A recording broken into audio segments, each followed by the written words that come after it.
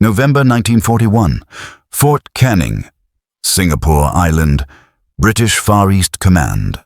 The air is humid and heavy with the scent of jasmine. Major General Gordon Bennett, commander of the Australian 8th Division, stands overlooking the massive naval base. The atmosphere inside the fortress walls is one of polite, almost bored confidence. Bennett, a rugged veteran from the trenches of World War I, frowns as a British staff officer gestures toward the sea. "General, relax. The Navy has assured us. Singapore is the Gibraltar of the East. Any invasion will come by sea, and the cannons point that way. The jungle is our impenetrable shield." Bennett glances at the dense Malayan jungle to the north, then back to the officer, his skepticism a visible weight. The myth of Singapore was a self-deception of staggering proportions. For decades, the entire defense strategy of the British Empire in the Far East, known simply as the Singapore Strategy, rested on the unshakable belief that the massive naval base on Singapore Island was an invincible fortress, the cornerstone of imperial dominance in Asia. It was touted as the Gibraltar of the East, a symbol of British might capable of deterring any potential aggressor, most notably Japan. This strategy was built on a series of flawed assumptions, the most critical of which was time. British planners assumed that if Japan ever attacked, the Royal Navy would have enough time, usually around 3 months, to sail a formidable fleet to Singapore to defend the naval base, which was the entire raison d'etre of the fortress. The cannons, the massive 15-inch guns that were the pride of the fortress, were indeed pointed out to sea, ready to repel any invasion force attempting a naval landing. But the confidence was based on obsolete 19th century thinking. By 1941, the global reality had changed completely. Britain was fully engaged in the war against Nazi Germany, fighting desperately on 2 continents, and the promised fleet was non-existent. The best the British could manage was the deployment of the battleship HMS Prince of Wales and the battlecruiser HMS Repulse, 2 capital ships that arrived without air cover and were tragically sunk by Japanese air power just days after Pearl Harbor, shattering the naval foundation of the entire strategy. For Australia, the fate of Singapore was existential. Australian defence policy, since the founding of the Commonwealth, had been tethered to the belief in imperial protection.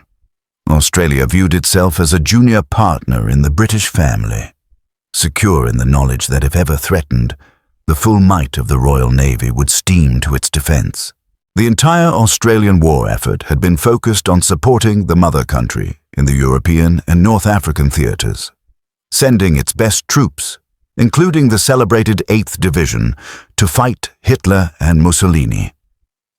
The defence of Australia itself rested on the implicit promise that Singapore would hold. Major General Gordon Bennett was central to this defence. Bennett was a contentious figure, a brilliant, innovative military mind often hampered by his contentious relationships with the British military bureaucracy. In 1941, he was sent to command the Australian 8th Division, part of the multinational force defending the Malayan Peninsula and Singapore. Bennett arrived in Malaya deeply skeptical of the pervasive, almost criminal, optimism of the British command. He immediately identified the critical, glaring flaw in the entire Singapore strategy. The defence faced the wrong way. The British military establishment had entirely disregarded the jungle to the north. They believed the dense, nearly impenetrable Malayan jungle was a sufficient natural obstacle to halt any land invasion. Thus, the powerful defences, the massive guns, and the supply lines were optimized for a naval engagement. The northern approach, the only practical route for a land-based invasion, was left weakly defended. Relying on poor road networks and the assumption of impassability, Bennett correctly predicted that the Japanese, if they attacked, would exploit this very weakness. The Australian 8th Division was tasked with defending the key sectors in Malaya, often in deep jungle terrain for which they were poorly equipped and trained. Bennett repeatedly raised concerns about the lack of air cover, the quality of the communications, and the disastrous, overconfident planning of the overall British commander, Lieutenant General Arthur Percival. Bennett advocated for a fighting withdrawal doctrine, the concept of trading ground for time, utilizing demolition and counterattacks, but his aggressive, practical advice was often dismissed by the more traditional, slower-moving British staff officers who maintained their unwavering faith in the Gibraltar of the East myth. As Christmas 1941 approached, the atmosphere in Singapore was strangely festive, masking a profound lack of readiness. Civilians and officers clung desperately to the myth of British superiority, ignoring the dark clouds gathering to the north. The British Far East Command was complacent, distracted, and woefully unprepared for the kind of mobile, aggressive warfare the Imperial Japanese Army, IJA, was about to unleash. General Bennett, watching the situation deteriorate, felt a chilling sense of foreboding.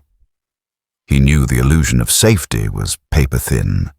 He knew the promised Royal Navy fleet would not arrive, and he knew that the fate of his 15,000 Australian troops, and by extension, the security of his home country, now rested on a poorly executed defense plan created by men who believed a jungle could stop tanks. The myth was about to be violently shattered. December 8, 1941. Kota Bharu, Malaya. Hours after the attack on Pearl Harbor, Japanese landing craft assault the coast of Malaya.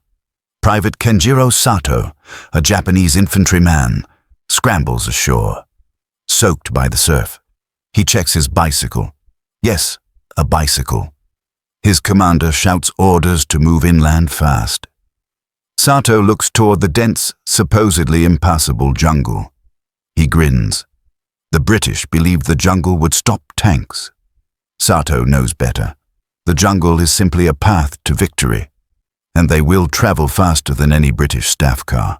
The catastrophic sinking of HMS Prince of Wales and HMS Repulse by Japanese air power on December 10, 1941, was more than just a naval disaster. It was the final, violent termination of the entire Singapore strategy. The supposed Gibraltar of the East was now exposed, reliant only on its land defenses and the ill-prepared troops defending the Malayan Peninsula. The Japanese advance, led by the brilliant and relentless Lieutenant General Tomoyuki Yamashita, was about to expose the fatal flaw in the British defense: complacency and a failure of imagination. The Japanese invasion, codenamed the Malayan Campaign, was a military masterpiece executed with breathtaking speed and aggressive, unconventional tactics. The British High Command had predicted a slow, methodical Japanese push down the peninsula, believing the jungle, the poor road network, and the numerous river crossings would naturally impede any large-scale force. They were tragically wrong. Yamashita's strategy was dubbed the Javelin Strike. His forces did not fear the jungle. They embraced it. Instead of relying on heavy supply convoys on the few paved roads, the Japanese troops used bicycles, thousands of them. These light vehicles allowed infantry to cover vast distances at lightning speed, often outpacing the retreating Allied mechanized forces. When they encountered a river, they used light, inflatable boats and sheer manpower to cross, bypassing the destroyed bridges the Allies had relied on to slow them down. The advance was relentless. In rapid succession, the Japanese forces defeated Allied resistance at Jitra, Kampar, and Kuala Lumpur. The British and Australian forces were perpetually surprised, outflanked, and outmaneuvered. The pace was exhausting and demoralizing for the Allied troops, who were often fighting not just the Japanese, but the debilitating heat, humidity, and the pervasive fear of being encircled. Major General Gordon Bennett's Australian 8th Division bore the brunt of several key battles. Bennett, whose skepticism of the British defence had been vindicated, found his hands tied by the overall strategy of the British commander, Lieutenant General Arthur Percival. Percival favored static defense lines and often failed to grant Bennett the freedom to execute the dynamic, fighting withdrawal tactics he advocated. The Australians, though highly motivated and well-trained in some respects, faced severe handicaps. Lack of air cover. The Japanese Air Force achieved immediate, devastating air superiority, constantly bombing Allied positions and strafing retreating columns, turning the roads into death traps. Logistical chaos. The speed of the Japanese advance shattered the disorganized Allied supply lines, leading to shortages of ammunition and fuel. The flanking strategy. The Japanese consistently employed amphibious landings and jungle maneuvers to bypass Allied strong points, forcing rapid, costly retreats. One of the most catastrophic moments for the Australian 8th Division came at the Battle of Moore, forced to cover a wide, extended front. The Australian troops were quickly cut off and encircled by aggressive Japanese flanking movements. The battle became a brutal, piecemeal fight for survival, characterized by desperate bayonet charges and heavy casualties. Bennett had warned the British command that a static defense was impossible. The Japanese proved him right with lethal efficiency. The sheer speed of the Japanese advance shocked everyone, particularly the British High Command in Singapore, who continued to issue orders based on out-of-date maps and a delusional assessment of the enemy's capabilities. The Japanese took the entire Malayan Peninsula, a distance of over 600 miles, 1,000 km, in just 55 days. This was double the speed of the most pessimistic British projections. By late January 1942, the Allied forces, broken, demoralized, and physically exhausted, were forced to retreat across the narrow Johor-Singapore causeway, blowing up the crossing behind them in a desperate attempt to gain time. The invincible Gibraltar of the East was no longer a fortress. It was a small island, separated from the enemy by a narrow strip of water, facing imminent invasion. The reality was crushing for General Bennett. He saw his highly trained Australian troops decimated by a combination of Japanese aggression and British incompetence. The promise of imperial protection was a hollow joke. The great guns of Singapore, designed to fight a fleet, were now uselessly pointing out to sea while the enemy gathered directly across the narrow channel. The myth of the impregnable fortress had been brutally replaced by the terrifying, imminent reality of total defeat. The stage was set for the largest surrender in British military history. And for General Bennett, the terrifying realization of the Empire's doom was already fully formed. February 14th, 1942. The Australian 8th Division's headquarters, Singapore Island.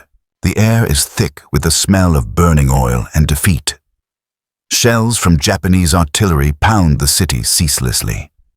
Major General Gordon Bennett strides into the bunker, his face a mask of furious determination, arguing with a liaison officer. "We have the men and the ammunition for a counterattack. We can fight block. Buy time. The enemy is exhausted. They're bluffing." The liaison officer shakes his head, his voice hollow.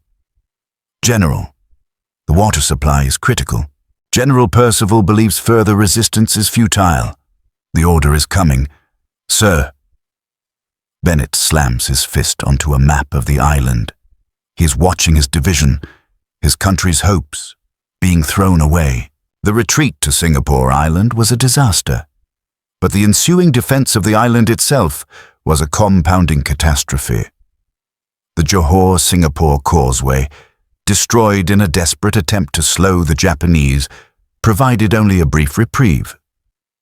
The British High Command, led by Lieutenant General Arthur Percival, remained paralyzed by indecision and continued to suffer from a profound failure of operational planning. The illusion that the island could be defended as a self-contained fortress crumbled the moment the Japanese forces landed. On the night of February 8th, 1942, the Imperial Japanese Army, IJA, began its decisive assault across the narrow straits separating Johor from Singapore. They concentrated their forces on the thinly defended northwestern sector of the island, primarily held by Australian and Indian units. The Japanese attack was executed with ferocious intensity and overwhelming local superiority. They utilized small boats and amphibious vehicles, bypassing Allied strong points and quickly establishing a critical beachhead. The Allied response was fragmented and disorganized. Percival's command structure was rigid and slow, unable to react dynamically to the lightning-fast Japanese movements. Key Australian and Indian positions were overrun. The communications network, already fragile, collapsed under the weight of the assault and continuous bombing. Units fought bravely but in isolation, unaware of the broader tactical situation. General Gordon Bennett, commanding the Australian 8th Division, fought desperately to maintain the integrity of his sector, organizing brutal counterattacks and demanding reinforcements. Bennett was a general who believed in aggressive defense, but his attempts to stabilize the line were constantly undermined by the Central British Command's inability to coordinate the defense. They continued to hold reserves far to the south, expecting a naval invasion that would never come, while the actual enemy advance sliced deep into the northern defenses. Within days, the Japanese advance became an unstoppable flood. They captured the crucial Kranji-Jurong sector, gaining access to Singapore's main road network. This allowed the Japanese to quickly cut the island in half. Crucially, they captured the major reservoirs and water supplies. This was the fatal strategic blow. By February 14th, the water supply for the entire civilian and military population was reduced to a few days' worth. The fighting forces were exhausted. Ammunition was dwindling, and the civilian infrastructure of the city of Singapore itself was collapsing under continuous fire. The climax came on the morning of February 15th, 1942. Lieutenant General Percival, facing a city in ruins, a collapsing defense, and the imminent starvation and thirst of his remaining forces, both military and civilian, made the agonizing decision. He concluded that further resistance was futile and would only result in unnecessary mass civilian casualties. Percival raised the white flag, walking to the Japanese command post to officially surrender the entire garrison. The fall of Singapore was a catastrophe of historic proportions.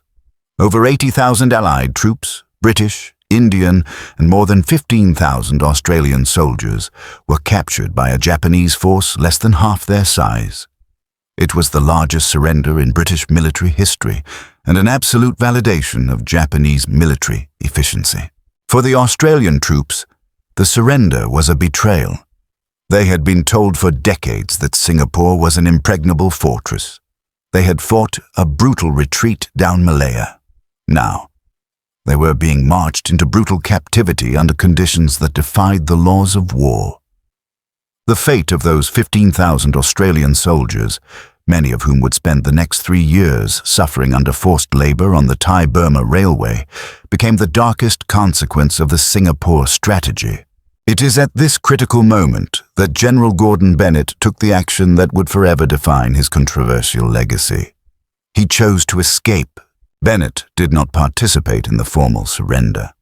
Convinced that Percival's command was illegitimate and that his duty was to survive and inform the Australian government of the catastrophic failures of the British defence, Bennett, along with 2 staff officers, shed his uniform, disguised himself as a common soldier, and secretly boarded a sampan, a small wooden boat, in Singapore harbour.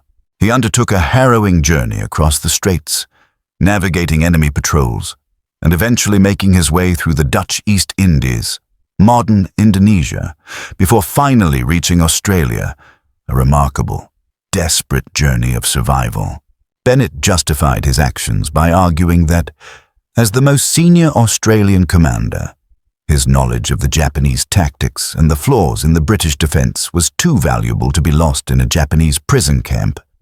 He believed his primary duty was to warn the Australian government and help them prepare for the imminent Japanese invasion that he knew was coming. However, his escape was met with intense controversy, particularly in Australia and Britain.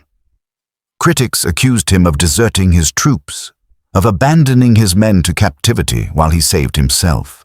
The question remains, was Bennett's escape a selfish act of desertion or a ruthless, necessary strategic calculation to ensure that a senior, knowledgeable commander survived to warn his nation? Regardless of the morality, his flight home was driven by one terrifying, unshakable conviction forged in the jungles of Malaya. The Empire could not protect Australia, and the continent was now entirely vulnerable. The surrender of 15,000 Australian troops was the final, tragic proof. February 16, 1942, Prime Minister John Curtin's office, Canberra, Australia. The room is filled with the tension of disbelief and national panic. Prime Minister Curtin, a man known for his calm resolve, looks utterly devastated, pacing as he reads the official cable confirming the fall of Singapore and the surrender of the Australian 8th Division. The capture of 15,000 Australian troops is a wound, but the larger tragedy is the final, definitive betrayal. Curtin stops and looks out the window at the Australian sky, clear and blue, but now profoundly threatened. He whispers, "The Empire is doomed. Australia stands alone." The fall of Singapore on February 15, 1942, was not merely a military defeat. It was a psychological and strategic earthquake that forever altered the course of Australian history and delivered a fatal blow to the myth of the British Empire. The surrender of over 15,000 Australian troops, the largest contingent in the captured garrison, was a profound national trauma that instantly shattered Australia's geopolitical foundation, the unquestioning faith in imperial protection. For decades, Australian foreign and defence policy had been built on the assumption that if Japan ever threatened the continent, the full might of the Royal Navy would steam to the rescue, anchored by the impregnable fortress of Singapore. The disaster proved this foundation was built on sand. When the moment of crisis arrived, the British were unable to help, their own forces decimated, and the fortress, once touted as a guarantor of security, became the instrument of Australia's worst military disaster. The immediate reaction in Australia was one of raw shock, anger, and terror. Shock. The public had been repeatedly assured that Singapore could hold. The reality of the largest British surrender in history was a profound cognitive dissonance. Anger. There was immediate, bitter resentment directed toward the British High Command, whose incompetence and rigid, outdated planning were widely seen as the direct cause of the disaster. Terror. The Japanese military, which had just swept through the Malayan Peninsula in 55 days, was now on Australia's northern doorstep. The Australian mainland, previously considered safe, was now directly vulnerable to invasion. This crisis was channeled through the figure of Prime Minister John Curtin.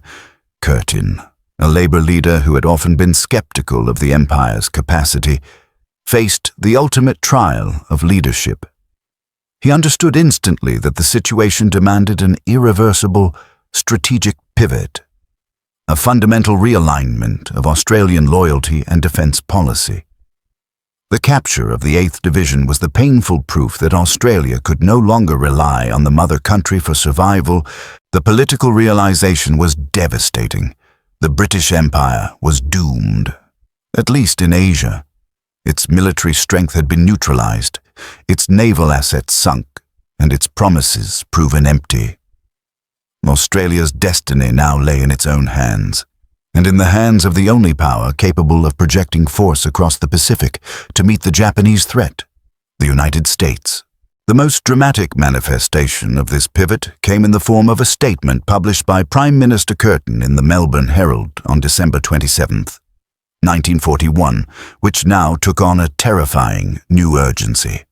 Without any inhibitions of any kind, I make it quite clear that Australia looks to America, free of any pangs as to our traditional links or kinship with the United Kingdom. This was a declaration of national independence in strategic terms, finalized by the tragedy of Singapore. The controversial escape of Major General Gordon Bennett played a direct role in this strategic pivot. Bennett arrived back in Australia less than 2 weeks after the surrender, carrying first-hand, uncensored intelligence regarding the total collapse of the British command structure and the effective tactics of the Japanese forces. While his escape was controversial on a moral level, his intelligence was vital. He validated Curtin's worst fears and fueled the political justification for diverting Australian troops, specifically the battle-hardened veterans of the 6th and 7th Divisions, from the British command in the Middle East directly back to the defence of Australia. This was a move Churchill bitterly opposed. But Curtin stood firm. The impact of the fall of Singapore was instantaneous and pervasive. Defence reorientation. The Australian Army immediately cancelled plans to send more forces to the Middle East, and instead focused all resources on the north of Australia. The American alliance, General Douglas MacArthur, having been forced out of the Philippines, established his new headquarters in Australia. This signalled a complete, formal, and immediate alignment with the United States, which quickly became the central protector and strategic partner for Australia. National identity shift. The disaster fostered a powerful sense of national maturity. Australia was forced to recognize its distinct identity and assume full responsibility for its own fate. The empire was no longer a security blanket. It was an emotional link. The fall of Singapore was the moment Australia realized the empire was doomed, and its survival hinged on a terrifying, desperate alliance. This massive strategic pivot from empire dependency to U.S. partnership is one of the most defining moments in modern Australian history. But was General Bennett's escape a heroic strategic necessity or an unforgivable desertion? We want to hear your opinion on this crucial moral and military dilemma. Drop your thoughts in the comments section below. And if you believe the stories of the Pacific War and the massive strategic shifts that defined it must be told, please subscribe now and hit that notification bell. Your support ensures we can continue bringing you these pivotal, untold moments from World War II. The ultimate significance of the fall of Singapore transcends the captured troops and lost territory. It marked the moment a junior nation, bound by a century of loyalty, was violently forced to confront the harsh reality of its position in a global conflict. The event ended the era of comfortable colonial dependency and ushered in the age of Australian strategic independence. The terrifying realization that General Bennett carried home, that the British Empire could not save them, was the catalyst for this monumental change.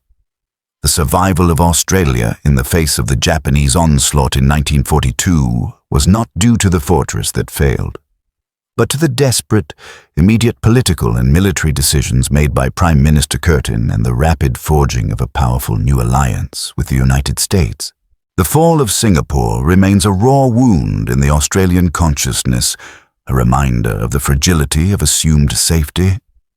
But it is also remembered as the essential turning point, the moment Australia truly became responsible for its own security, creating a legacy that continues to define its defence policy and its relationship with the world today.